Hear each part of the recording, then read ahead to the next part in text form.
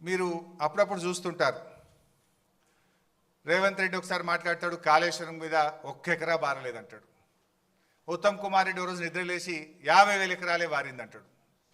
ఇంకొక కాంగ్రెస్ నాయకుడు అంటాడు 1,00,000 ఎకరాలే బారిందంటాడు.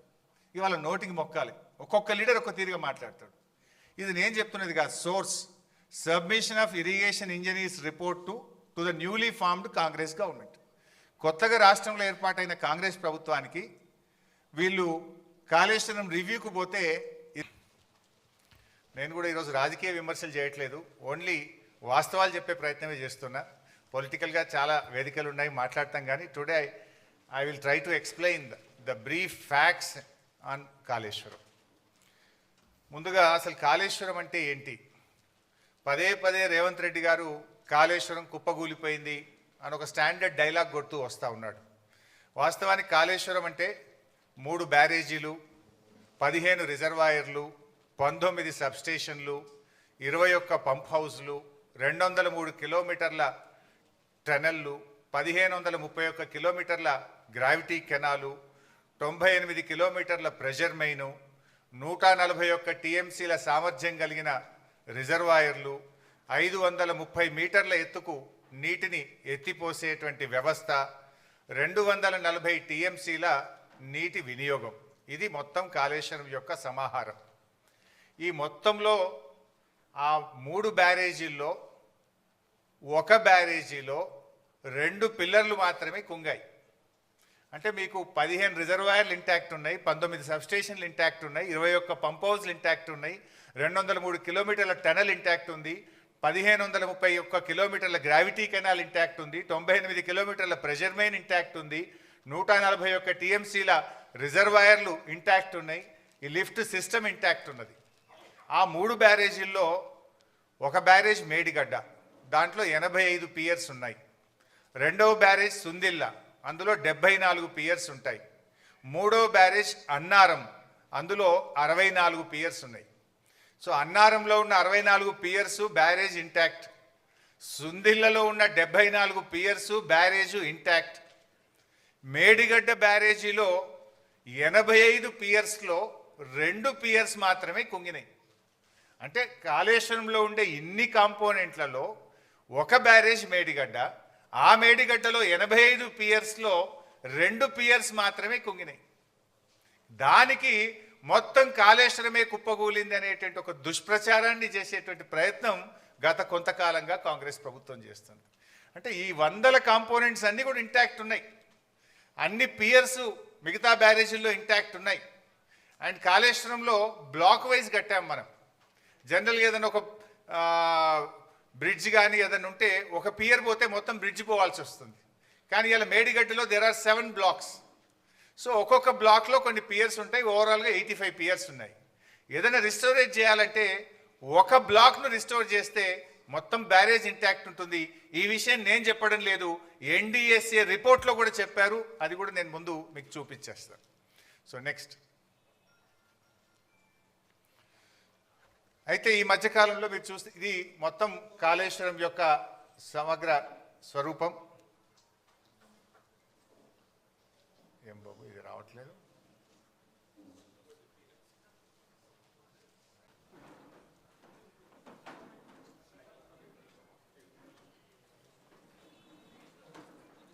మీరు గమనిస్తే ఇందులో యాక్చువల్గా తమ్మిడిహట్టి ఆ పైన, దిస్ ఈజ్ తమ్మిడిహట్టి.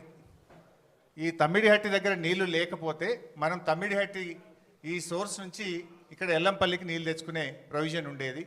తమ్మిడిహట్టి నుంచి ఎల్లంపల్లికి నీళ్లు అవకాశం లేదు కనుక, నీళ్లు తక్కువ ఉన్నాయి కనుక తమ్మిడిహట్టి నుంచి మనము మేడిగడ్డకు రావడం జరిగింది. This is Medigadda, this is Annaram, then this is Sundilla. Sundilla నుంచి మనం ఎల్లంపల్లికి తెచ్చుకుంటాం. మారింది ఓన్లీ ఒకటే సిస్టమ్. తమ్మిడిహట్టి నుంచి ఎల్లంపల్లికి నీళ్ళు వచ్చే బదులు మేడిగడ్డ నుంచి ఎల్లంపల్లికి నీళ్లు తెచ్చాం. మారింది ఒకటే. ఇది మిగతాదంతా కూడా ఆల్రెడీ ఇంటాక్ట్ ఉన్నటువంటి సిస్టమే. ఇది కూడా ఎందుకు మార్చాము అనేది నేను ముందు ఎక్స్ప్లెయిన్ చేస్తాను. అంటే దానికంటే ముందు నేను చెప్పాల్సింది ఏంటంటే, కాళేశ్వరం యొక్క గొప్పతనం ఏంటంటే, కాళేశ్వరంకు దేర్ ఆర్ 3 సోర్సెస్. ప్రతిసారి మేడిగడ్డ నుంచే మనము నీళ్లు తీసుకురావాల్సిన అవసరం లేదు. పైన ఎస్ఆర్ఎస్పిలో బ్రహ్మాండమైనటువంటి వరద వస్తే ఎస్ఆర్ఎస్పి ప్రాజెక్టుకు నీళ్ళు వస్తే ఎస్ఆర్ఎస్పి నుంచి మిడ్ మానేర్కు డైరెక్ట్గా నీళ్లు తెచ్చుకుంటాం. మిడ్ మానేర్కు ఎస్ఆర్ఎస్పి నుంచే నీళ్ళు వస్తాయి. ఎస్ఆర్ఎస్పి నుంచి రెండు రకాలుగా నీళ్ళు వస్తాయి మిడ్ మానేర్కు. ఒకటి వరద కాలువ ఉంది, రెండోది నార్మల్ ఎస్ఆర్ఎస్పి కెనాల్ ఉంది. సో గోదావరిలో మంచి వర్షాలు పడి ఎస్ఆర్ఎస్పి నిండితే గ్రావిటీ ద్వారా ఎస్ఆర్ఎస్పి నుంచి మనం మిడ్ మానేర్కు నీళ్లు తెచ్చుకోవడం జరుగుతుంది. సో మిడ్ మానేర్కు నీళ్ళు వచ్చినప్పుడు ఏమైందంటే we will operate Motors only from mid Maner. మన పంపింగ్ స్టేషన్స్ మిడ్ మానేర్ నుంచి వాడి అన్నపూర్ణ రిజర్వాయరు, రంగనాయక్ సాగర్ రిజర్వాయరు, తర్వాత మన మల్లన్న సాగర్, తర్వాత కింద కొండపోచమ్మ సాగర్, ఇవన్నీ కూడా మనం ఆపరేట్ చేస్తాం. ఇది మల్లన్న సాగర్, ఇది రంగనాయక్ సాగర్, ఇది Annapurna, then this is mid Manair. ఇగో ఎస్ఆర్ఎస్పి నుంచి రెండు సిస్టమ్స్ ఉన్నాయి. ఇది వరద కాలువ ద్వారా నీళ్ళు వస్తాయి, రెండు ఎస్ఆర్ఎస్పి కెనాల్ ద్వారా కూడా నీళ్ళు వస్తాయి. సో మనకు ఎప్పుడన్నా గోదావరిలో మంచి వరద వచ్చినప్పుడు, మంచి వర్షాలు వచ్చినప్పుడు మనము ఈ మేడిగడ్డ ఆపరేట్ చేయము, ఎల్లంపల్లి కూడా ఆపరేట్ చేయము. డైరెక్టు ఎస్ఆర్ఎస్పి నుంచే మిడ్ మానేర్కు గ్రావిటీ ద్వారా నీళ్ళు వస్తే ఇక్కడి నుంచి మాత్రమే పంపింగ్ సిస్టమ్ను ఆపరేట్ చేసుకునే ఫెసిలిటీ ఉంది. Point number 1. పాయింట్ నెంబర్ 2, కొన్ని సందర్భాల్లో ఎస్ఆర్ఎస్పికి నీళ్ళు రావు, కానీ మనకు ఎల్లంపల్లికి నీళ్ళు వస్తాయి. ఈ పైన కడెం రిజర్వాయర్ నుంచి ఎల్లంపల్లికి వస్తాయి. ఎల్లంపల్లికి ఓన్ క్యాచ్మెంట్ కూడా ఉంది, కడెం క్యాచ్మెంట్ ఉంది. అప్పుడు ఎల్లంపల్లి నుంచి మోటార్ లాంచ్ చేసి మిడ్ మానేర్ తెచ్చుకుంటాం. మిడ్ మానేర్ నుంచి ఈ సిస్టమ్ అంతా కూడా నడుస్తుంది. ఈ రెండు చోట్ల నీళ్లు రానప్పుడు, అంటే ఎస్ఆర్ఎస్పికి వరద నీళ్లు రానప్పుడు, కడెం నిండకుండా ఎల్లంపల్లికి కూడా నీళ్లు రానప్పుడు, ఎక్కడా నీళ్లు లేనప్పుడు కూడా తప్పకుండా నీళ్లు ఉండే పాయింట్ మేడిగడ్డ. అప్పుడు మాత్రమే మేడిగడ్డ నుంచి మోటార్ లాంచ్ చేస్తాం. అయితే ఈ మధ్య మీరు చూస్తే గవర్నమెంట్ కాళేశ్వరం వాడకుండానే పంట పండింది అని ఒక గోబల్స్ ప్రచారం చేస్తున్నారు కాంగ్రెస్ నాయకులు, ముఖ్యంగా ఉత్తమ్ కుమార్ రెడ్డి, రేవంత్ రెడ్డి పదే పదే గోబల్స్ ప్రచారం చేస్తున్నారు. అది కాళేశ్వరం వాడకుండా కాదు, మనకు ఈసారి మంచి వర్షాలు పడ్డాయి. నార్మల్ రెయిన్ఫాల్ కంటే లాస్ట్ ఇయర్ ఎక్సెస్ రెయిన్ఫాల్ ఉంది తెలంగాణలో. అందువల్ల వర్షాలు బాగా పడడం వల్ల ఏమైంది, ఎస్ఆర్ఎస్పి నుంచి మిడ్ మానేర్కు నీళ్ళు తెచ్చుకున్నాం. మిడ్ మానేర్లో పంపు చేసి అన్నపూర్ణ, రంగనాయక్ సాగర్, మల్లన్న సాగర్, కొండపోచమ్మ సాగర్ ఇవన్నీ కూడా నింపినాం ఈసారి. సో అన్నపూర్ణ కింద పంట పండింది, రంగనాయక్ సాగర్ కింద 1,00,000 ఎకరాల పంట పండింది, మిడ్ మానేర్ కింద 70-80 వేల ఎకరాల పంట పండింది, కొండపోచమ్మ సాగర్ కింద కూడా పంట పండింది. అంటే మరి ఇదంతా కాళేశ్వరంలో భాగం కాదా? వర్షాలు బాగుపడ్డాయి కనుక మనం ఇక్కడ మోటార్ లాంచ్ చేయకుండా డైరెక్టు ఎస్ఆర్ఎస్పి నుంచి మిడ్ మానేర్కి వచ్చినాయి. సో మిడ్ మానేర్లో మోటార్లు నడిపినామంటే ఇది కాళేశ్వరంలో అంతర్భాగం. ఇక్కడ కాళేశ్వరం ప్రాజెక్టులో కట్టిన మోటార్లతోనే అన్నపూర్ణకు నీళ్ళు వచ్చినాయి, అన్నపూర్ణలో పెట్టిన మోటార్లతో రంగనాయక్ సాగర్ నీళ్ళు వచ్చినాయి, రంగనాయక్ సాగర్లో మోటార్లు నడిపితే మల్లన్న సాగర్ నీళ్ళు వచ్చినాయి, మల్లన్న సాగర్లో మోటార్ నడిపితే కొండపోచమ్మ సాగర్కు నీళ్ళు వచ్చినాయి. ఈ వ్యవస్థ అంతా కూడా పనిచేయడం వల్లనే పంట పండింది, మొదటి పంటకు రెండవ పంటకు. ఇక్కడ దుబ్బాక శాసనసభ్యులు ప్రభాకర్ రెడ్డి గారు ఉన్నారు, వారికి మల్లన్న సాగర్ నుంచి దాదాపు వారి నియోజకవర్గంలో కొన్ని వందల చెరువులు, చెక్ డ్యాములు నింపితే అద్భుతమైన పంట పండింది. మెదక్ మాజీ ఎమ్మెల్యే పద్మాదేవేంద్ర రెడ్డి గారు ఉన్నారు, ఇదే మల్లన్న సాగర్ నుంచి రామాయణపేట కెనాల్ ద్వారా నీళ్ళు ఇస్తే కొన్ని వేల ఎకరాల్లో దుబ్బాక, మెదక్ నియోజకవర్గంలో పంట పండింది. కొండపోచమ్మ సాగర్ నుంచి ఇటు యాదగిరిగుట్ట, ఆలేరు నియోజకవర్గానికి, గజ్వేల్ నియోజకవర్గానికి ఇవాళ నీళ్లు పోయినాయి. అంటే గోదావరి నీళ్లు కొండపోచమ్మ నుంచి యాసంగిలో నీళ్లు వదిలిండ్రు. సుంతాల మహేందర్ రెడ్డి గారు ఉన్నారు, అక్కడ కొత్త గెలిచిన ఎమ్మెల్యే పోయి ఆ నీళ్ళ కొబ్బరికాయలు కొట్టుండే. ఎక్కడి ఆ నీళ్లు? కొండపోచమ్మ సాగర్కు నీళ్ళు ఎక్కడి నుంచి వచ్చినాయి? Kondapochamma Sagar is part of Kaleshwaram. Kaleshwaram నీళ్ళు అక్కడికి వచ్చినాయి కనుక అక్కడి నుంచి కెనాల్ ద్వారా ఆలేరు నియోజకవర్గంలో మన యాసంగి పంటకు నీళ్ళు ఇచ్చినాము, సిద్దిపేట నియోజకవర్గానికి నీళ్ళు ఇచ్చినాము, సిరిసిల్ల నియోజకవర్గానికి నీళ్ళు ఇచ్చినాము. అట్లా కొన్ని లక్షల ఎకరాల్లో కాళేశ్వరం ద్వారా మొన్న పంట పండింది. అయితే వీళ్ళేం ప్రచారం చేస్తున్నారు? కాళేశ్వరం వాడకుండానే పంట పండిందనే దుష్ప్రచారం చేస్తున్నారు. ఇవన్నీ కూడా కాళేశ్వరంలో అంతర్భాగం. అయితే ఈసారి మనకు ఎల్లంపల్లిలో మంచి నీళ్ళు వచ్చినాయి కడెం నుంచి. సో ఎల్లంపల్లి మోటార్లు రన్ చేసి ఎల్లంపల్లి ద్వారా కాళేశ్వరం సిస్టమ్ పనిచేసింది, మిడ్ మానేర్ ద్వారా కాళేశ్వరం సిస్టమ్ పనిచేసింది. ఈ రెండు సిస్టంలు వాడడం వల్ల ఈసారి బ్రహ్మాండమైనటువంటి పంటలు పండినాయి. వేలాది చెరువులు నింపినాం, వందలాది చెక్ డ్యాములు నింపినాం, నేరుగా కెనాల్స్ ద్వారా కూడా వేలాది ఎకరాలకు, లక్షలాది ఎకరాలకు కాళేశ్వరం ద్వారా ఈసారి నీళ్ళు ఇచ్చినాం. అయితే this year is a good year. వర్షాలు బాగుపడడం వల్ల మనము మిడ్మానేర్ ఎల్లంపల్లి నుంచి మాత్రమే Kaleshwaram system నడుపుకున్నాము.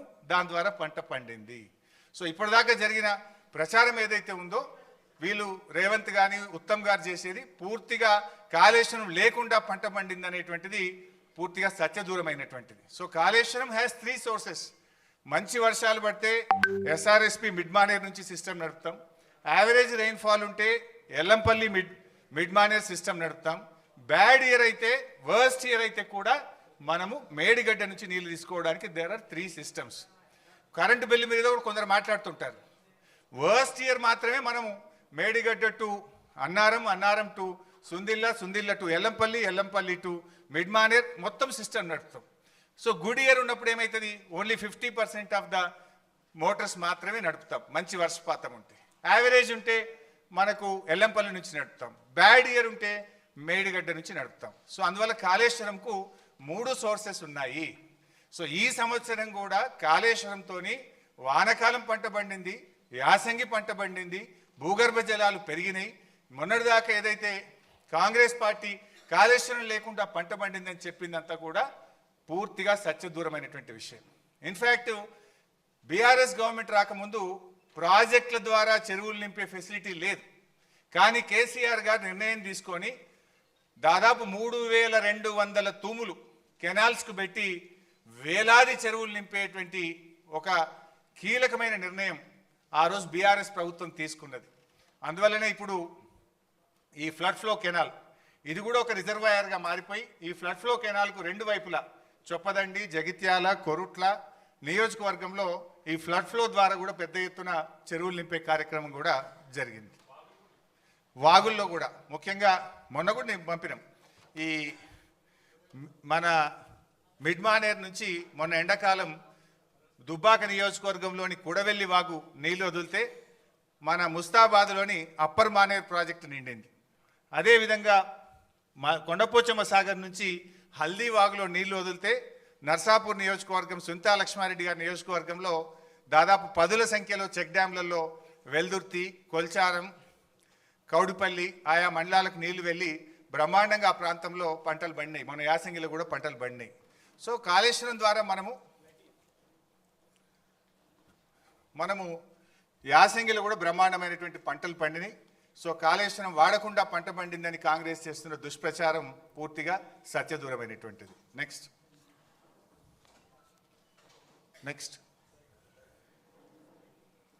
Right. So Kaleshwaram storage capacity Medigadda 16, Annaram 10, Sundilla 8. సో అన్నీ కలిపి 141 టీఎంసీల సామర్థ్యం కాళేశ్వరం ప్రాజెక్టులో ఉంది. అయితే ఇక్కడ కూడా ఇంకా ముందు ఎక్స్ప్లెయిన్ చేస్తా. అయితే మన తెలంగాణ రాష్ట్రంలో మనకున్న ఒకే ఒక్క పెద్ద రిజర్వాయరు ఎస్ఆర్ఎస్పి. యాక్చువల్గా ఎస్ఆర్ఎస్పి తప్ప మనకు మేజర్గా స్టోరేజ్ కెపాసిటీ లేదు. ఉమ్మడి ఆంధ్రప్రదేశ్లో తెలంగాణలో కట్టిన కల్వకుర్తి కానీ, నెట్టంపాడు కానీ, భీమా కానీ, కోయిల్ సాగర్ కానీ ఏ ప్రాజెక్టులు కూడా రిజర్వాయర్లు కట్టలేదు. కానీ కేసీఆర్ గారు ముందు చూపుతోని ఇంత బ్రహ్మాండంగా 141 టీఎంసీల రిజర్వాయర్లను మరి పెద్ద ఎత్తున 16 రిజర్వాయర్లను రూపకల్పన చేసి వీటన్నిటి కూడా నిర్మించాం. కొంతమంది అంటుంటారు కాళేశ్వరం ప్రాజెక్ట్ కాస్ట్ పెరిగింది. అంతకుముందు వాళ్ళు పెట్టిన ప్రాణహిత చేవెళ్లలో 141 కాదు, కేవలం 11 టీఎంసీల సామర్థ్యం మాత్రమే ఉండేది. మరి మల్లన్న సాగర్ లాంటి రిజర్వాయర్ 50 టీఎంసీల రిజర్వాయర్ కడితే అక్కడ 13,000 ఎకరాల భూసేకరణ చేసినాం. దాదాపు 8 గ్రామాలకు R&R కాలనీ చేసినాం. మరి అక్కడ ఫారెస్ట్ డిపార్ట్మెంట్ కూడా ఫారెస్ట్ ల్యాండ్ తీసుకొని డబ్బులు కట్టినాం. 50 టీఎంసీల రిజర్వాయర్ కట్టాలంటే డబ్బులు అవసరమైతే ప్రాజెక్ట్ కాస్ట్ పెరుగుతుందా పెరగదా? సో ఇవన్నీ కూడా ఈ కాళేశ్వరం ఇవన్నీ కూడా ఇంటాక్ట్ ఉన్నాయి. All are working. మేడిగడ్డ ఈ నుంచి మొదలుకుంటే ఈ మల్లన్న సాగర్, కొండపోచమ్మ సాగర్, రంగనాయక సాగర్, అనంతగిరి, మలకపేట, మేడారం, అదేవిధంగా గంధమల్లాక్ ఇవన్నీ కూడా ఇంటాక్ట్గా ఈరోజు రిజర్వాయర్లు వాడకంలో ఉన్నాయి. ఇవన్నీ కూడా నెక్స్ట్